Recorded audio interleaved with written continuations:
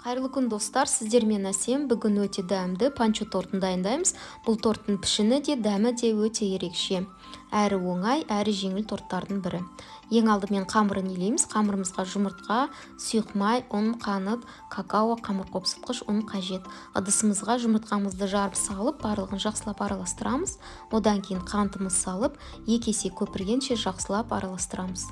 Араластырып болғаннан кейін үстіне сүтімізді құйып, тағы да араластырамыз.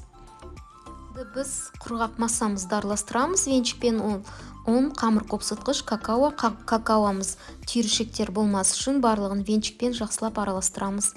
Жұмыртқа, қант қосылған массамызға кішкентай електішпен өткізе отыра, барлығын жақсылап араластырамыз. Араластырып болғаннан кейін ең соңында сұйық май құямыз. Пергамент қағаз төселген ыдысымызға қамырымызды құйып, 180 градуста 20 минут пісіреміз. Қамырымыз піскенше біз крем дайындаймыз. Оған қойытылған клейгей және қаймақ, қант ұнтағы қажет. Қант ұнтағымыз бен клейгейімізді барлығын жақсылап араластырамыз. Кішкене қоюлана бастаған кезде шетіне қаймағымызды сала отыра крем жасаймыз. Креміміз өте дәмді, қою болып шықты. Ал енді біз суыған коржымызды осындай дөңгелек шеңбермен жартысын кесіп аламыз. Бұл біздің тортымыздың асты болып саналады. Астын кесіп алғаннан кейін қалған коржымыздың бөлшектерге, кішкентай бөлшектерге турап аламыз. Қамыры өте жұмсақ әрі нәзік болып шықты, өте дәмді. Осылай кішкентай бөлшектерге бөліп алғаннан кейін бізге ананас және мұздатылған шие қажет. Ыдысымыздың ішіне пищевой пленка салып шығамыз және кремімізға кішкентай бөлшектерге бөлінген қамырымызды салып, ортасына ананас және мұздатылған шиемізді саламыз. Осылай бірнеше қатар салып болғаннан кейін ең үстінен кесіп алған қамырымызды саламыз. Бұл тортта шие мен және ананас қосылған ерекше дәм береді. Ананасымыз тәтті, ал шиеміз қышқыл дәм береді.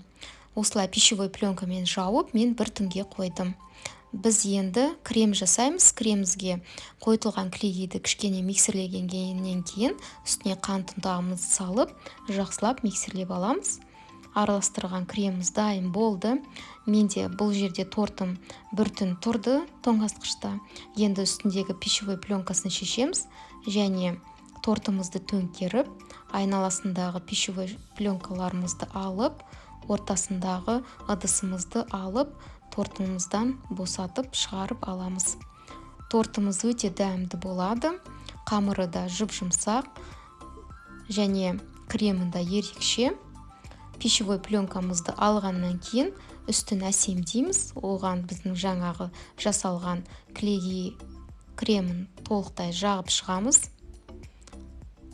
Ең алдымен мен осылай қалақшаның көмегімен барлығын жағып шықтым.